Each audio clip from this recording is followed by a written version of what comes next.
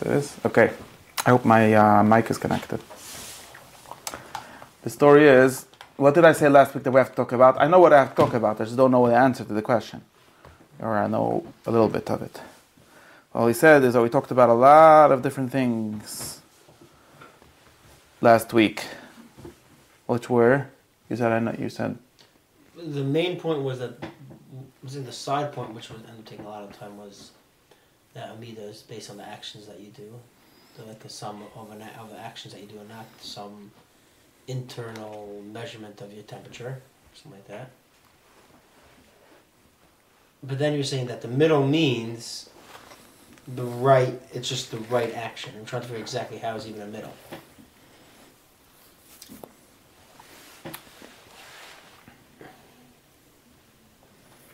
Meaning, you're going to have courage. The middle is to have courage. The things that are not, those other things so are. So what we talked about, which were the things that we're not talking about, is that there's a whole bunch. Let's go back, okay? There is a question that goes like this. We already know that we want to be happy. I'll give you the whole Chazurah sheet. Hold the sheet. We already know that you want to be happy, which is the best thing. The best thing is to be happy, because that's what people want to be for no reason. Right? That's the goal. Remember? The one thing that you don't give a reason for is being happy. Which means being the best kind of you. It doesn't mean feeling happiness, but that's another whole drusha. And the being happy is about doing what you are well, doing what you should be doing well. That's what makes you happy. Which is why the human happiness or the human perfection consists in living in according with virtue. Virtue is just another word for excellence, for perfection, right? For what is, like in everything we say, something like the good and the doing well are the same for everything. Cameraing well is the same thing as being a good camera. So humaning well is the same thing as being a good human, right? So therefore,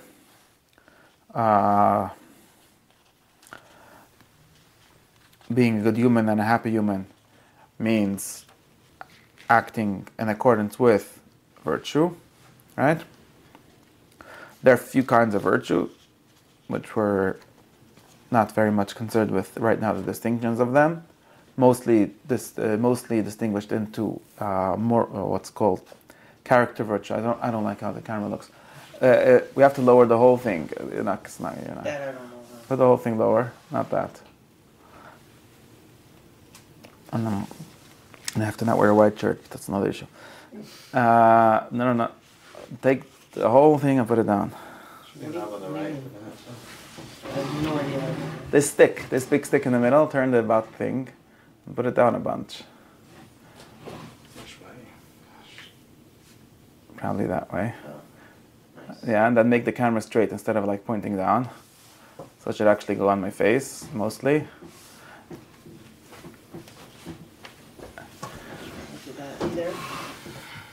There's one other thing that you turn somewhere that does it. I don't know which.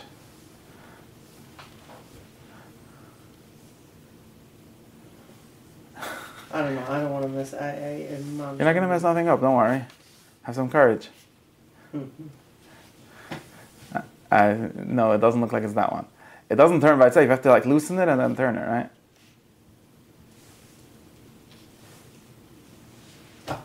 Oh, that was not good.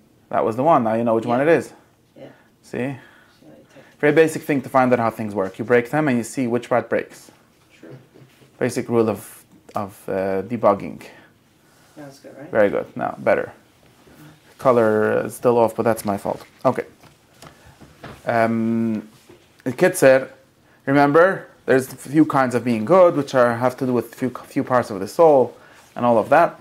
And the kid said, so now we're discussing specifically what we call character virtues, things that have to do with feeling and action, not with knowledge and things like that, although they're not disconnected from knowledge because everything needs a kind of knowledge. We went through this a little bit already, right? Now, being a good person means doing good things, right? Is that what it means?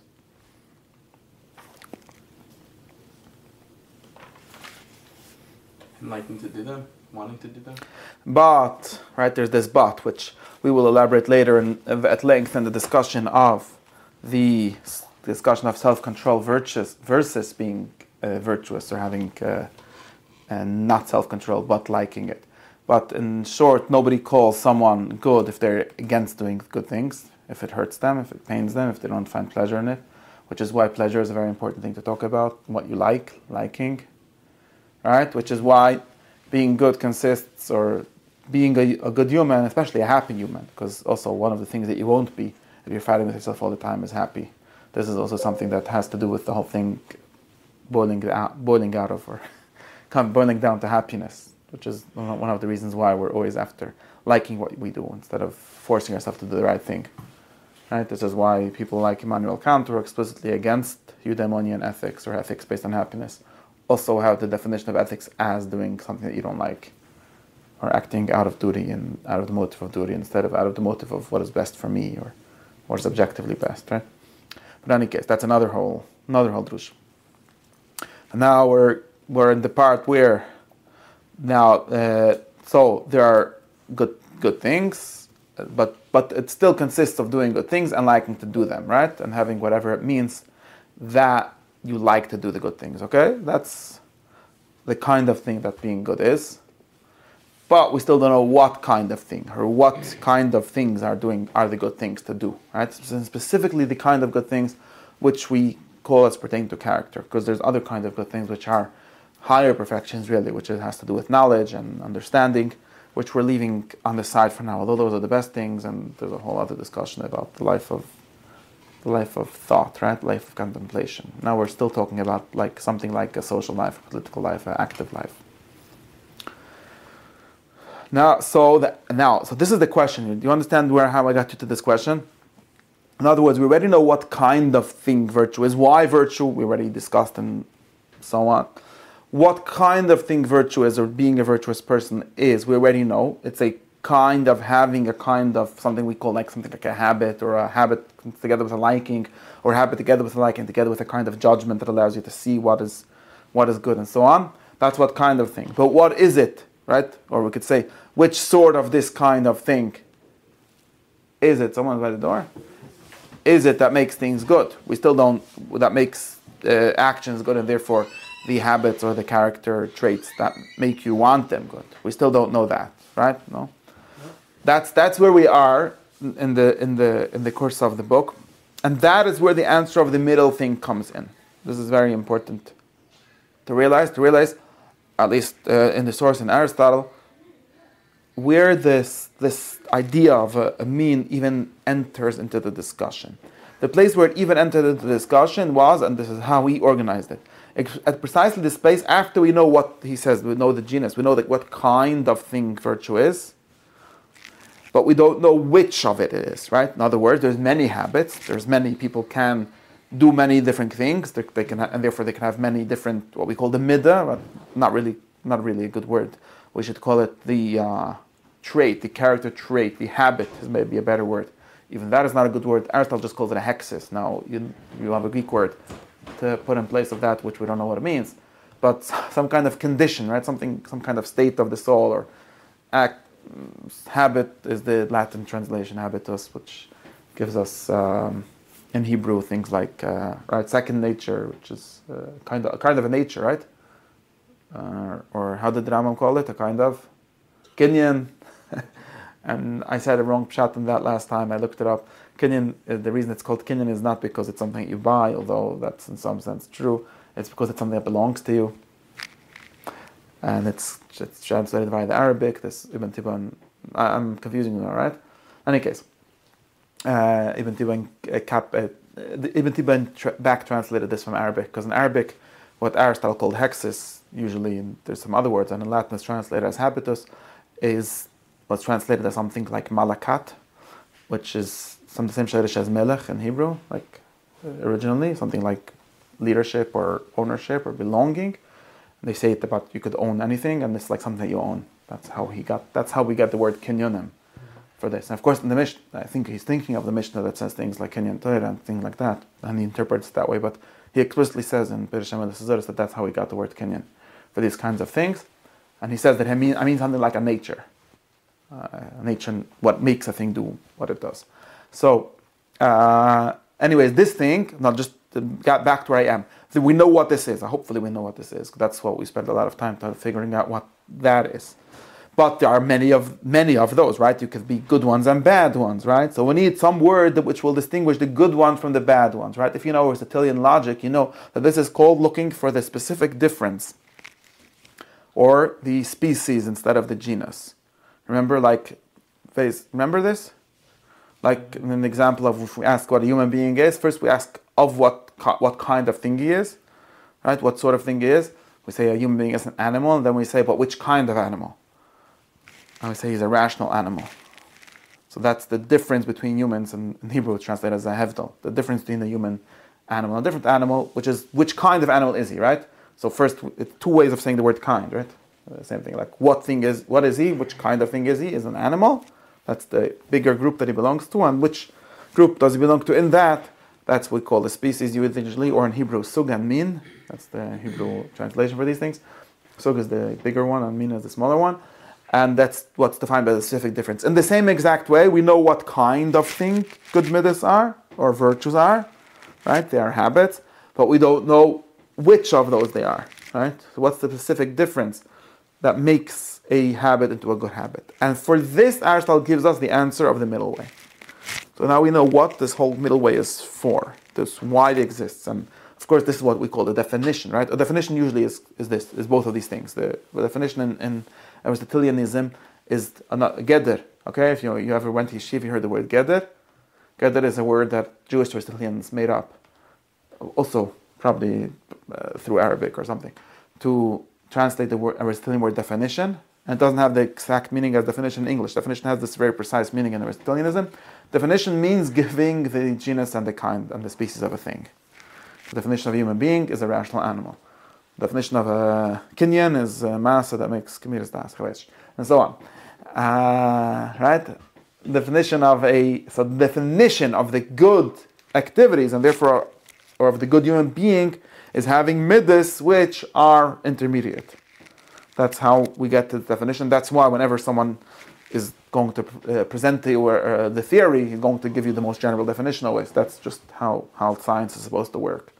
And that's why we usually get this. But it's important to realize that that's all it's trying to answer. It's trying to answer the exact kind of thing that good things are. But remember that we're still talking about a kind, right? Remember that this definition, telling that a human being is a rational animal, doesn't tell you very much about a human being. It's telling you, at most, something like, okay, I see there's animals, and animals are things that move under their own volition, or some kind of, that's also a definition. And there are things that move under, you notice, right? Animals are things, or maybe I should say living things, that move by themselves. So I give you what kind of thing is, and which one of that kind it is, right? You'll notice that naturally we also give definitions always in this way, but they defined it very precisely. Right? In the same way, but that doesn't tell you much about a human being. All it tells you is how to distinguish a human being from other animals. And therefore we say this is what is most human being, or human being mostly is most, right? Because that's what defines him. But that doesn't give you a lot of information.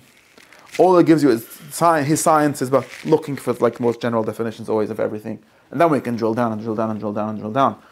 There's a very famous Porphyry's tree which shows you how you can drill down from body all the way to some very specific thing. If you haven't seen the picture, it's a nice picture, you can look it up. But the reason I'm telling you all of this is just so you understand how this language works, and how saying that the definition of good actions is the middle is not supposed to give you much more than that. Make sense? Is that helpful? And it's not supposed to give you a lot more than saying that human being is a rational animal, like famously the guy, the famous guy that made a joke. What was the Diogenes or someone came into the Platonic Academy and said he has a man because one day they were playing with definitions and they said that human beings are featherless bipeds, and he brought a chicken, or something like that, right? A plucked chicken. They plucked the chicken and said, "Here's your man," right? And that's a joke that's trying to express. Of course, that's not the correct definition of a man, anyways, but it's a good joke that shows you how useless definitions sometimes are, especially if you get the wrong ones. but even if you get the right ones, they don't give you a lot of information, and you might, in the same way, this definition of good things as the middle things doesn't give us a lot. Or if you want to work backwards, and he doesn't. To prove that it's not that the species is incorrect because this is not a differentia, right? Right, then that was wrong. Exactly. If you Yeah. find he found an exception which shows that it's not the correct definition, of course, but it's still not extremely informative. Not going to tell you a whole lot about a human being. Even the rational animal thing doesn't tell you a whole lot unless it's worked backwards, right? If you just to understand when this is because, and you remember that this is really because, as we keep on discussing, the Rambam always presents things backwards, or really in the correct way, but in the wrong way for learning, right? Remember that Plato told us several times that there's there's a top-down way of learning and a bottom-up way of learning, right? The way up is the way down, but they're different, right? The way up is collection, and the way down is division, right? When you learn from the principles to their particulars, or from the particulars to the principles, right? Or sometimes we call it induction and deduction.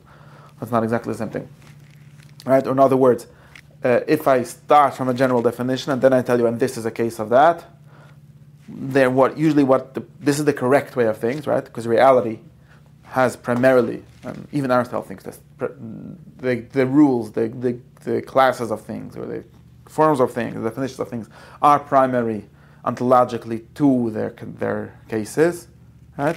This is why the Rambam tries always to teach this way, and it also strikes us as a logical way to teach. If you read the Halacha, also the Rambam tries to give you the klal before the prat.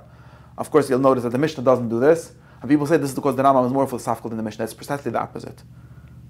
I'm going back to my same hack as I say always, but I never said it in this way yet. You have to understand something. The Rambam is less philosophical than the Mishnah. This is just because I reminded myself of someone saying this week again the same shtis that Chazal are not philosophers. They're much more philosophical than the Rambam, that's for sure. Why? Because the Rambam gives you the result of philosophy, which is the correct way, right? He starts the tree from the top, like the Rambam starts with the first principle. You saw this, and he goes all the way down to Hedches Sanhedrin. You realize, right? The Rambam, Sefer Hamada, all the Sefer Shafin. The last thing in the order of reality is that there's halacha that you have to follow the judges, like Sefer Shafin. It is. Because that's how the world looks. That's just about managing people down here who are having conflict and stuff. Last thing is that Mashiach should come. That's the smallest thing. End of Hilchos Melachim. You have to do everything else before you have Shefet, right? Okay. Maybe no. We work. Well, I'm saying we work the opposite. We work the opposite. Now, like Aristotle quotes Plato. Plato used to say, "Are we going to the principles or coming from them?" Generally, philosophy is supposed to be going to the principles, not coming from them. The goal of philosophy is to get from the principles back down, right? But what we usually identify as philosophy is actually learning, which is we find ourselves in ignorance in this world. We're starting to think we could see, and then we try to ascend to the principles, right? Now, the Rambam, for example, this is a very good example of the Rambam doing it backwards, right? Actually, in Hilchos Deis, he starts a little bit with the details. But, for example, here in Hilchos Melachim, where he just started and gave you this definition, it says, let me give you the final result, because he's like making things short and easy for you, supposedly. He doesn't want to burden you with all the dialectic, with how do we get to this. He just tells you, well, the middle way is the correct path. Thank you very much. Problem is that since we don't even know how to deduce this, we don't know how did he get to this? And people have very wrong opinions of how they got to this, because they just imagine things which are not in the text or not anywhere. And therefore, you actually, the only way to read the Rambam is dogmatically most of the time, instead of philosophically or dialectically. Versus the Mishnah, for example, I'm just saying this because I have to finish my thought about that, and it's very important. Versus the Mishnah that, for example, always, even when the Mishnah gives a klal or a general form or a general definition, it's always posterior, it's always after the details, right? The Mishnah will always give you a long list, and they say, Zeh klal, like Mura will say, Zeh klal asiyamai, like, find one more detail, because what do you mean Zeh klal asiyamai? Zeh klal is because it's a klal. No, who cares about klalim, right? No, of course there's a klal, there's always a yotzim and a klal also, but the klal is always after the details, because otherwise, and it's true, even if you read the Rambam and you start something with him, starting with the definition, you don't really understand what he's saying. Only if you're coming to it after the Gemara, and so this is the general definition that makes sense of everything. Right, in the same way, that's why I think that the Gemara and the Mishnah are actually a lot more philosophical than the Rambam. Of course, they don't discuss theology too much, but even when they do, they're more philosophical than the Rambam is. Good shot, right? People always think that the Rambam is logical and the Mishnah is illogical. It's just the opposite. The Rambam gives you the results of a certain logic, and that's why the Rosh, and I said in my shir last Thursday, I think that he's right now. The Rosh quotes a great man in Barcelona that said that we don't understand the Rambam if you don't learn Gemara. Remember? Very famous statement, because there are some people that say that we have to pass halacha from the Rambam. The Rambam told us we don't have to read Talmud anymore. And the Rosh, arguing with this, said that it's all. Firstly, he disagrees that the Rambam is an authority, so he thinks that he can say Pshat just like the Rambam could. But he says even if the Rambam would be an authority, he doesn't think that the people that read the Rambam understand the Rambam. And he quotes a great man in Barcelona that told him that the parts of Rambam where he learned the Talmud for it, he understands the Rambam, and the parts which he didn't learn, like Kaddishim, things like subject that they didn't read in Yeshiva over there. So he doesn't know the Gemara, he doesn't understand the Rambam. This is also somewhat of an indictment of the Rambam's project, which tries to make the Gemara unnecessary and turns out to not actually succeed. But I think more significantly, it's a really true point that you don't really get, like, if I tell you a man is a rational animal, you're like, okay, what do you want from my life? If you notice, wait, we've been going through all the things that man do, and then we're trying to think that what is the essence? What's one thing that includes all of these things? And I get to this, then you understand that I helped you somewhat. I'm giving you something. But if I didn't go through all the details and I just started with this, you realize that it's somewhat of an empty. It doesn't have much meaning. So a Kitzurim and Klulim are very good after you know the details, not before. There is problems with this, of course. There's also pedagogical problems. It's very hard, and most people don't ever get to the rules. That's why the Sefri says you should learn Torah Klulim and But anyways, the Rambam follows that advice of the Sefri.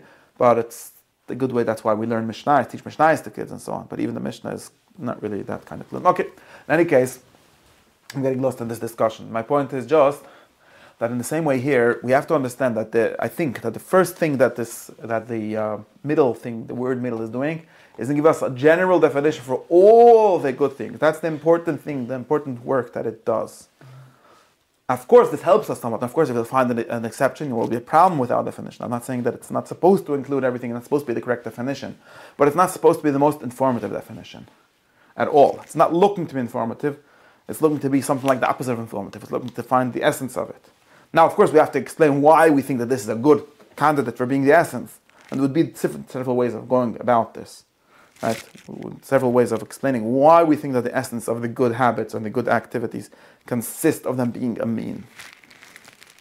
And what I even mean. And that's why I discussed. And we also have to understand what I even mean by saying this. So the first thing, I will tell you, should I say that first or say first the other thing? You understand my point? That's one point that I'm making. You're saying that we should first say what the really, we should first. Are? In some sense, yes. That's not what Aristotle does, so I can't say that that's the correct method because it's not what anyone really does. He does do it a little bit. In other words, even the Rambam does a little bit. In other words, there's like four. If you look in his book, in the Ethics, I wrote down exactly where he does this, but I don't have my chapter numbers and stuff here. But if you look like here, you'll see that he does 3 or 4 different explanations of why he thinks that virtue is a mean. He always uses also examples, just to be clear. You can't do this without examples, which means that we always assume that you already know something. Like if I tell you, for example, right? If I tell you some parts of something, like he tried to take always the first two virtues that we talk about are temperance and courage, right? And if I show you that it's obvious to everyone, if I can show you, for example, he doesn't exactly do this because I don't think this is enough to show you that virtue is a mean.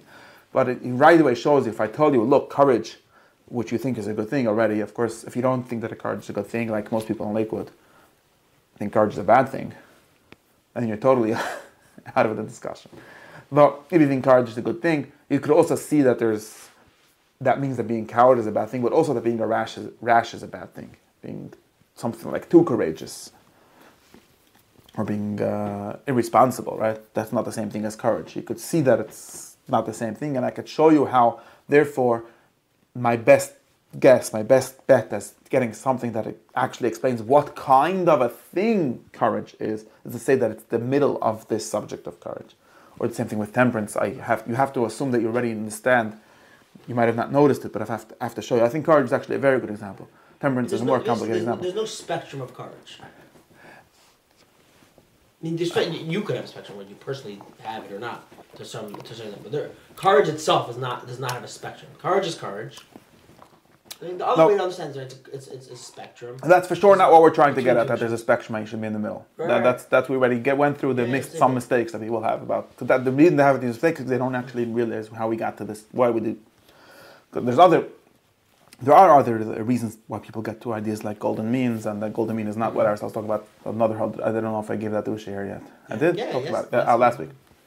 So I don't keep track. I'm not in the golden mean for this.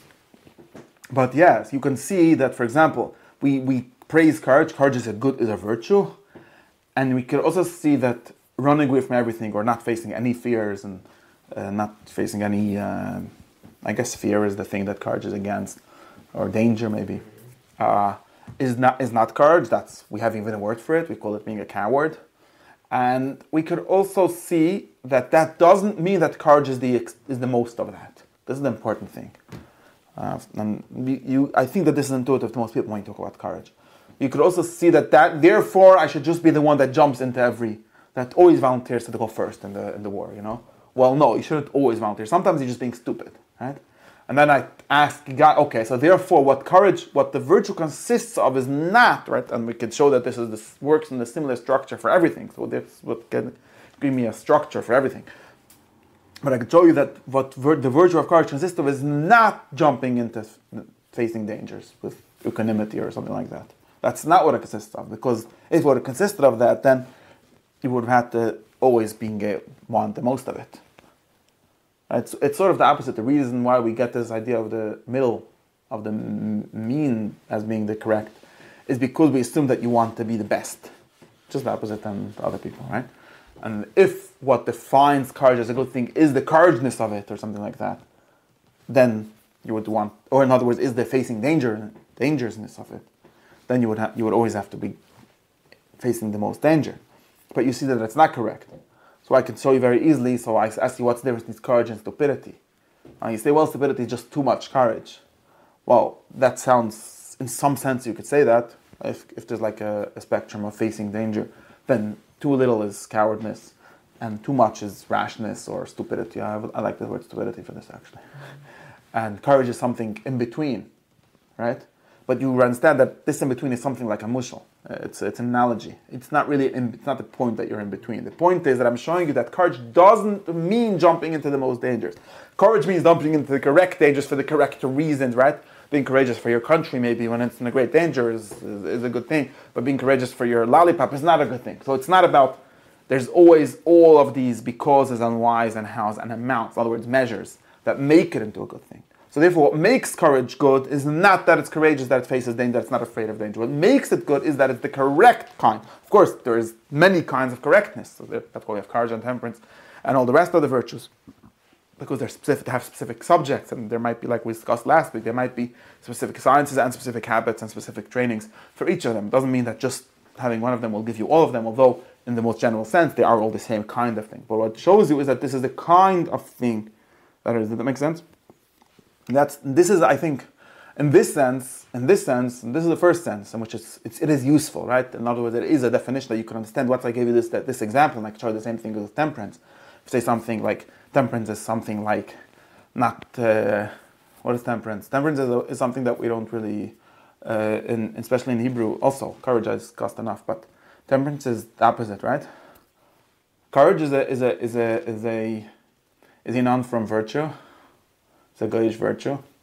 Somebody would even read Aristotle and say, and the Rambam who quotes him, and like the first thing he talks about is courage, whereas this guy didn't read the same Bible as me. By the way, in the Bible, courage is praised many times. In Chazal, much less.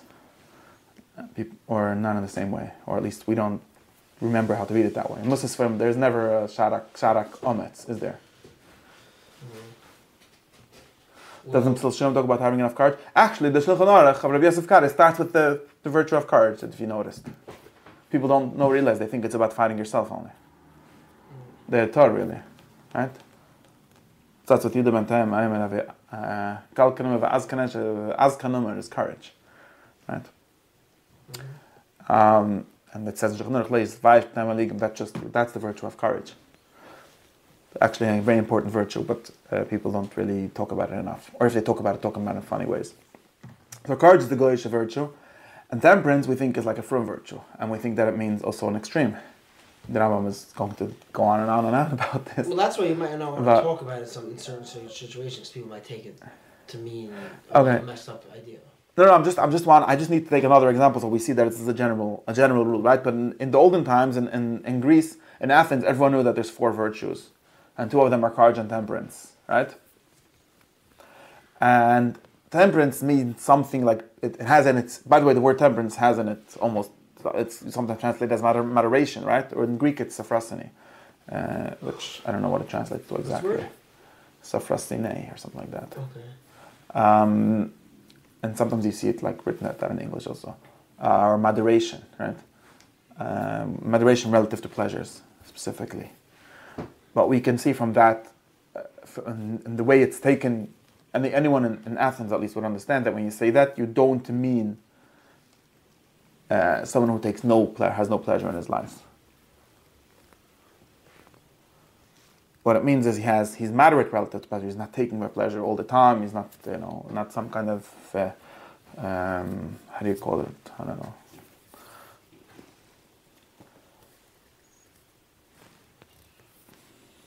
Nentan in Ivrit, they say.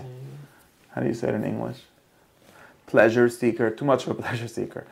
We say hedonist, but we don't really mean. Yeah, but hedonist is not a good definition. That's why I don't want to use that, because that's really a philosophical stance. Right, and we say that, but everyone understands in the same way. I could show you very simply that, well, I don't mean that Aristotle himself noticed that this is something that he has to explain here right away, and you'll see in the Rambam also quotes it the same way, or literally the same way. I don't know if I showed you that.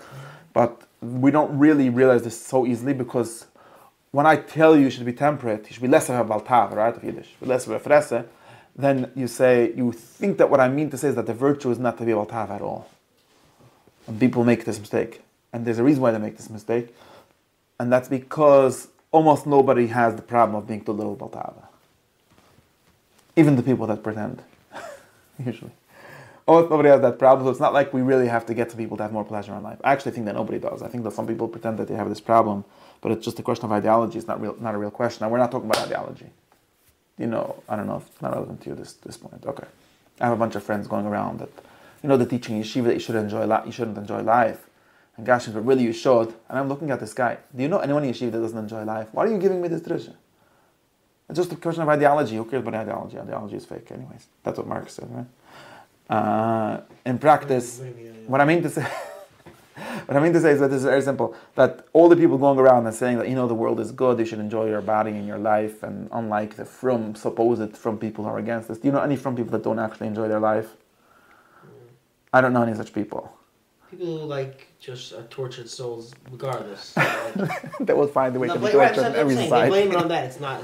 Yeah. No, but it's not like people like the yeshiva chinuch is against enjoying life, or like chassidish chinuch. Well. It's true that we talk that way. It's true that we talk against Tavis, but guess what? I have a teacher, very frum and very precious, and he told me he doesn't understand people that give it you have to give a drachah to the chsanim, they should enjoy himself more. Seriously, the Asara does a very good job of teaching everyone to everyone. He doesn't think he needs help. If you need help for the moderation part. Okay, don't overdo it. Keep your mind with you in some sense. Some people I meet people that seem to think that really nobody's enjoying life, but I think that the reason is because people over-index on ideology. Seem we hold that Olam Hazeh is going to okay, who cares what you hold? Holding is doesn't make any difference what you hold. And maybe, like you're saying, some people get tortured by it, but really, how many people really take these things seriously? 5. I was in yeshiva, very from yeshiva. No, everyone enjoyed it. Okay, so they have shvacha sogas. Who cares? So you enjoy your pizza instead of enjoying some fancy restaurant. That's not a big difference. The literature version of the guys you're talking about, and they're always so you took it seriously? Literally? That's weird. No one else did. Yeah, some OTD people, but they also pretending, because even the Rashiva, I know the guy, I'm telling you, this guy that told me this drusha, he's very something. To give you a fight drusha against this Litvish Chassanan or people they teach you about. And Lamaz, I know exactly what food he likes, and he makes sure to buy it for Shabbos, because even for the weekdays, it's not like he's not enjoying his life. Of course, he's trying to control himself, but who is against self-control? Right? It becomes very funny, and I think that we people are that's why I said the over-index on ideology, we hold. Okay, so you hold. That's why even Aristotle says we don't really need to talk about this problem. We don't even have a name for that person. He makes up a name. He says, let's call him insensitive. But insensitive doesn't really mean this. So he's making up a name just so his structure should work, that we have the too much and the too little. Some people are sterilized to certain like indulgences. Oh, yeah, some people are asexual also, supposedly. I don't believe them. Anyways, but maybe they are. Who knows? No, So I mean, certain people just... but not because of the Mashgiach. The Stammas are like that. Yeah, but I know certain people that just are moved by certain, like... Okay, and what's wrong with that? I mean, like, what? What are they not moved? I actually don't know those people.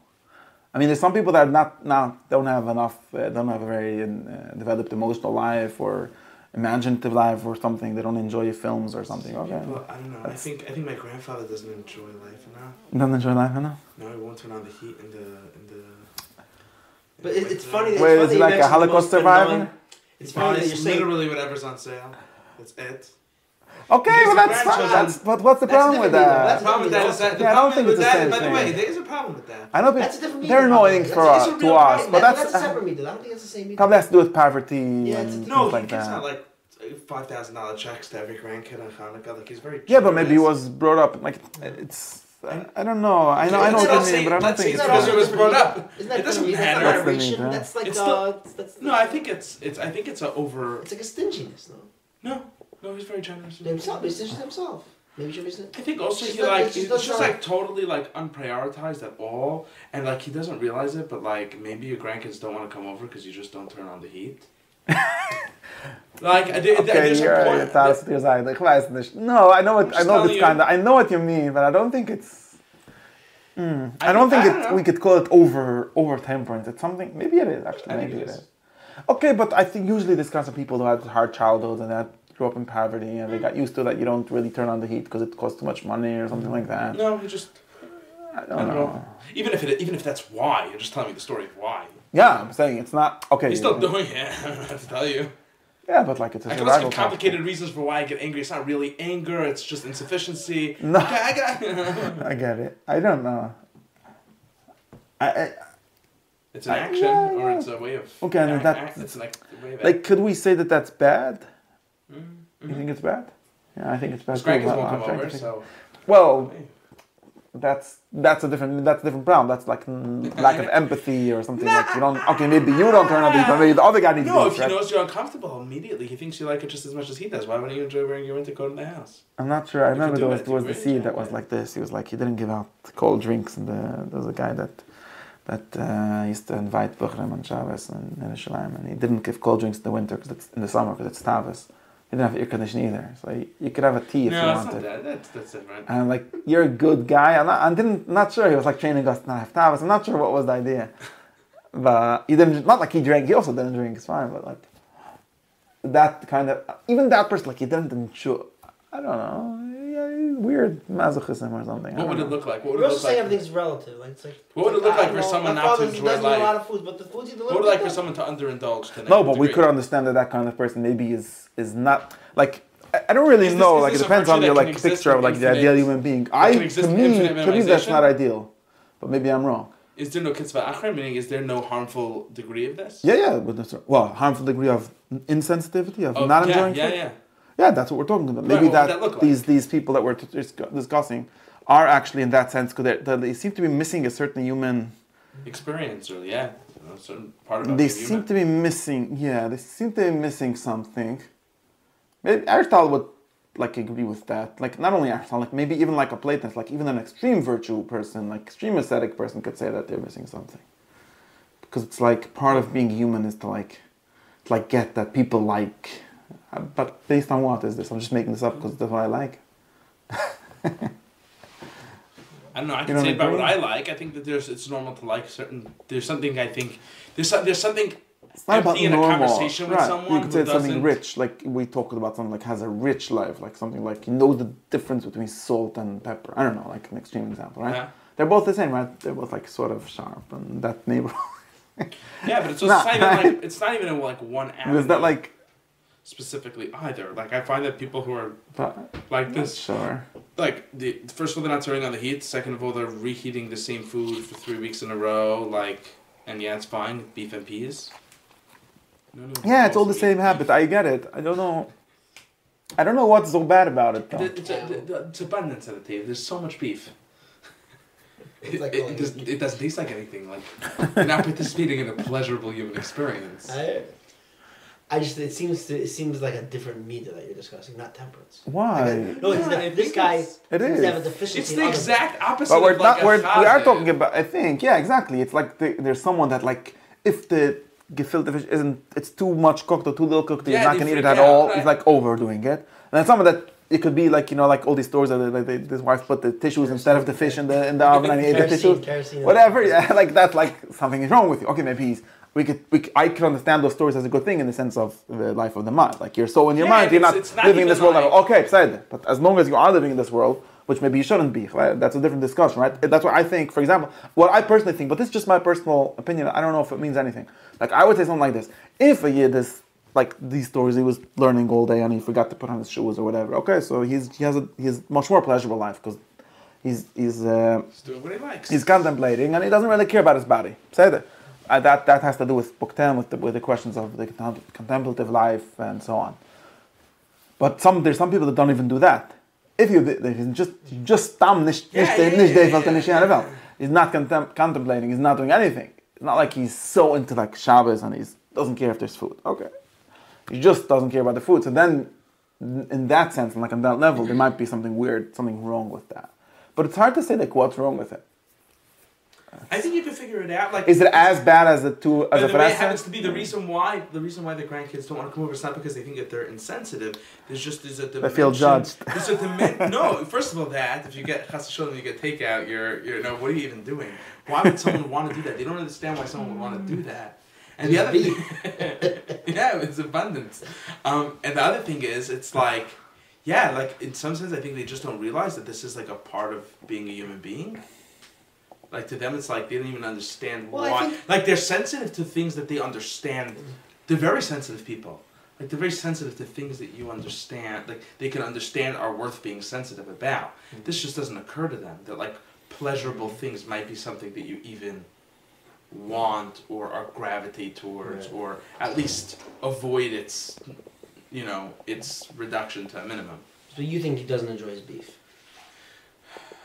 No, he does, but he should be enjoying more. Yeah, he enjoys it very minimally. Because usually, let's put it this way: that beef could look like many things, and he doesn't seem to be moved by those changes. But usually these things are very relative. Meaning, the person who has much more simple food enjoys them seems the same amount. Yeah, it could be. Would you say that person would enjoy it? Would you say something's interesting if that person enjoys it equally? If it's too salty and not salted enough? No, you're not. Yeah. Right. Now they're saying. Talking about too salty and not salty enough, and the person's unmoved. No, I'm saying like less options essentially, and you're saying like. No.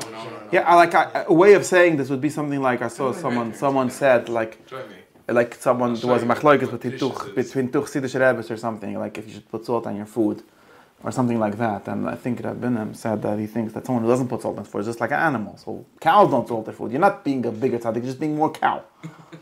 That's a way of saying this. Like they try to like it's human are people that do have some judgment about which food is good. Now, if you overdo that, then you're fres. But if you underdo it, you're stamachah, you're a chamar.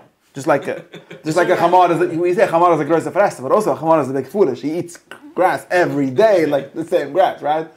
So how do you know the difference? This is a guy in Lakewood who is not alive. He had a whole speech against ketchup. Ketchup stam. You don't need it. It's just stam for pleasure. Ketchup is gay. Go to the Right. Well, we could also say that ketchup is like vulgar, because like it's this American replacement of whatever. I'm saying you could make such a case. It's an absolute flavor bomb. Like whatever you're eating it with, it's just gonna nuke it. Right. That would be a different argument. That would be like, but also that you could say that's too much. Who cares? It tastes good. Right? You're being too refined already. Okay, so I don't know. It's still true that for the most part, again, but these are really, how many of those people are there? Very rare. I've only seen it once. You see, like, yeah, I know such people, but usually it's not. And also, I think even those people usually has to, like, material conditions and that cause this. Like, I don't know many people that are, I don't know many people in my generation that are like this. Yeah. Do you? So it's only one person I know of all the people I've ever met that suffers from underindulgence. Like I know people that try to aim at that. Okay, I'm pro aiming at that because we're mostly too big fresses. That's what I'm trying to get at. Like if you would get to that level, okay, then we'll worry about turning it back or something. Right. See this. What? I see this. Yeah. But No. it happens to be Jews that will be a hard time doing this because we all have like a lot of sudas. Like that's like just a great way to just sit around and enjoy food. It really does the job of like making sure. Like, So we're all managing to be in big enough fresses. The shallow have two big fresses, but we're not too small fresses usually. I think so, yeah. Okay. Yeah, like if you go to rural America, I think you could maybe find some of this. Or people that just don't have good food in their whole shtut. Yeah, there's like totally no good restaurant in 300 miles. Yeah, like and not because they're doing anything better with their lives. They're just like spend a lot of time being disinterested, like in food. I hear. And another way, a lot of people like that are very big fressers because they eat just like real garbage. Maybe at some sense, is it just like some kind of depression or something? Maybe, yeah. It's depression. It seems like the downside is somewhere else. By the way, it seems like the downside would be somewhere else. And then where? I would say maybe empathy, maybe some sort of depression. Like no, but we're trying to get at. Again, remember what I'm trying to show you. This is where I am. Is just trying to show you that we have this virtue called temperance. We know what it is, moderation. And we don't have a good Yiddish word for it because Yiddish word for it tends to be the extreme word, like precious, and they try to translate this as precious. People don't understand. right. Or sometimes translated as Zahirus, by the way. Zahirus is the Rambam's translation, but the Rambam himself translated Zahirus. Sometimes Zahirus, sometimes Yiraschet. Weirdly. Temperance is Yiraschet. Yiraschet doesn't mean being afraid of doing an Avaida. It means not being too a big fresse. This is the Rambam himself translated this way. So we have these three Hebrew words that correspond to the virtue of temperance sometimes in our sources. That it just shouldn't totally misunderstood. He thought Zahirus means being careful. I think that's wrong. At least in the Rambam. In the Mishnah, I don't know. The middle of Zahirus means temperance. And it seems to be easy to understand that a temperance is a limit to not being too much taking too much pleasure, or it's something about having the correct amount of pleasure. That's how we're trying to get at. And you could see that person that we're describing now who just doesn't get it. Like, doesn't get that there's such a thing as being in a comfortable temperature, or seems to not get it. That's not what we're talking about. People would say something else. That doesn't have an assign. He's just born without, like he's a sudus. He doesn't have a feeling for that kind of pleasure. But I don't think that's the idea. We would say something like he's not having the correct amount of pleasure. He's having too little pleasure. Just that usually we don't really have this problem, and most people don't have this problem. Therefore, I think it's overrated to talk about it. The Rambam talks about it a lot, but also for different reasons. Like, it's another question: why does the Rambam talk so much against this precious? How many people did the Rambam do that were over precious? I have no idea. You seem to be very worried about it. Don't be okay. How many people are fasting too much? Dov Cook, like seriously, who is this person? Three weirdos. Scenes. What? Scenes. Yeah, no, the Rambam says Christian priest, but also how many priests are there? There's thousands of Christians, and a few of them are becoming priests. It's not like you're a technical Christian. It's a big thing. Christianity was pretty big then, no? But that's like maybe no. There is this thing of like the ideology part, right? So maybe, where, like, you think that's what the ideal is, and everyone is falling short. Like, maybe they have an outsized influence, those people, and whatever downside there is, they don't get those milas. Meaning, the other people also don't. And as much as the ideal people don't get milas, it affects other people. Yes, but the point is, if your ideal people are prushim, they're gonna be missing something, right? Because they're not. People sometimes make this case, like for example, anti-Christian polemics. Or Jews who are having polemics with Christians make a case something like this.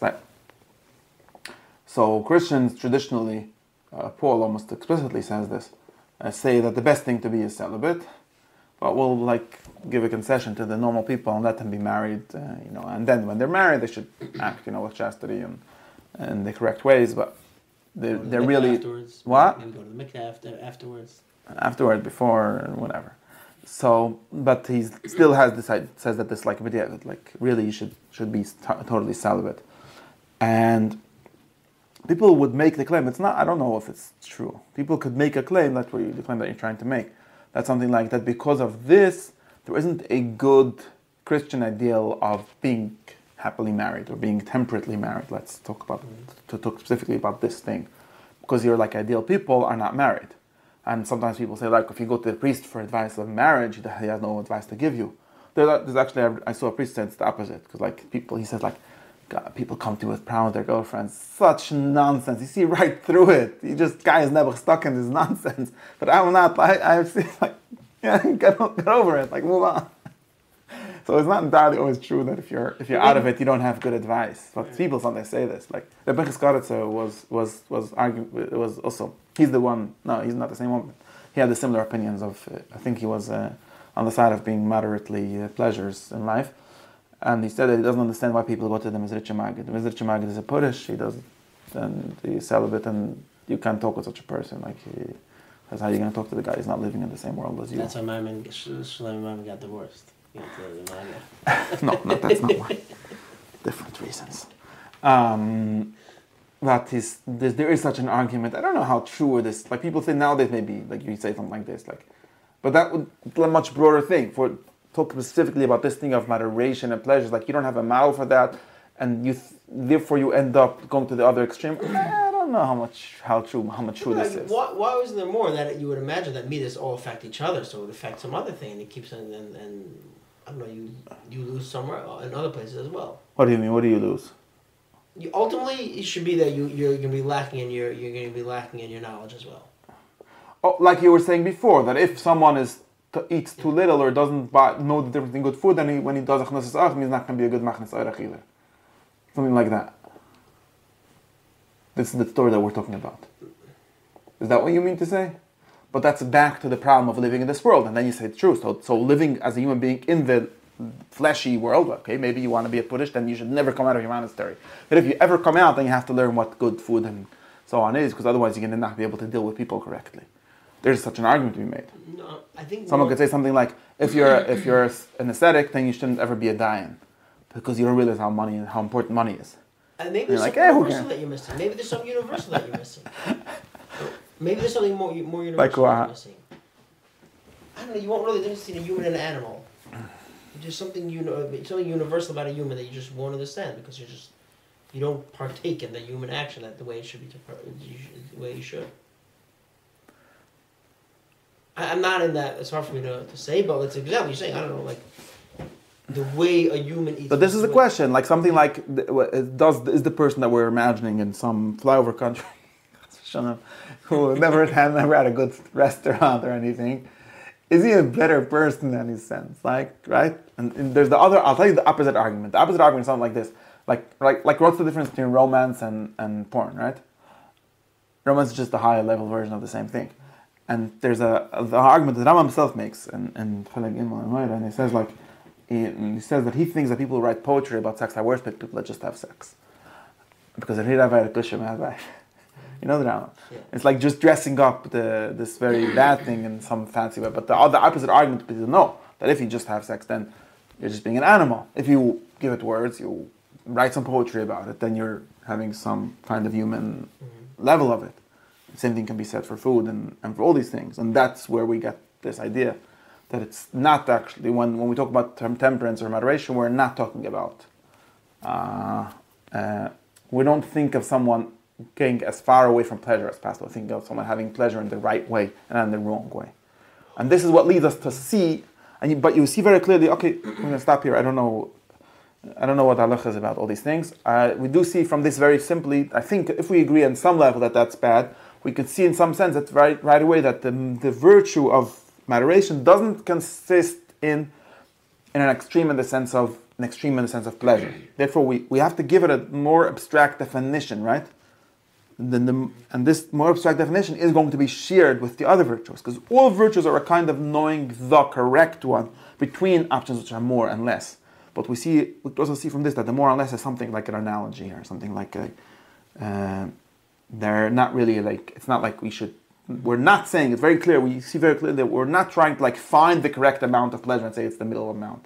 Right. We're working the opposite. We're trying to understand what moderation is, and we see I can show you that there's a too much and a too little in that, and therefore you can see that whatever moderation is, and therefore most other virtues at least would consist of knowing the correct amount. Or that's all. That's enough for today. 10:40.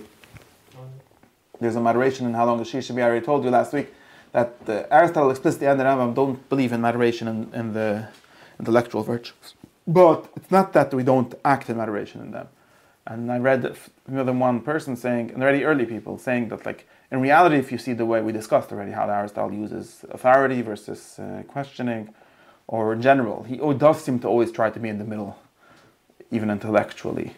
And there's even, like Aristotle in the beginning of this book says, that even how much to learn is something that ethics has to tell you, that politics has to tell you, which is the same thing as ethics, right? Because the politician, the king, will decide, this goes back to our discussion earlier, it said that, and this is a weird thing that he says, if you think that the contemplative life is the highest thing. He says the king will have to decide how many clothing allowed there can be. It says in the ethics. And I think that I would also agree with that in some sense. It doesn't mean that it's higher to be a king than to be a philosopher, but it does seem to mean that in reality in the city, the king is going to decide who should be a philosopher, or how many philosophers he needs. And maybe there's a too much and too little in that also. Okay, that's the story. Oh, and also I have to finish, what's his name? Reb Levi ben Avram, the Levi Aschein said that therefore there's two extremes. You could be only a philosopher and only a mammon, and the answer is you should be in between.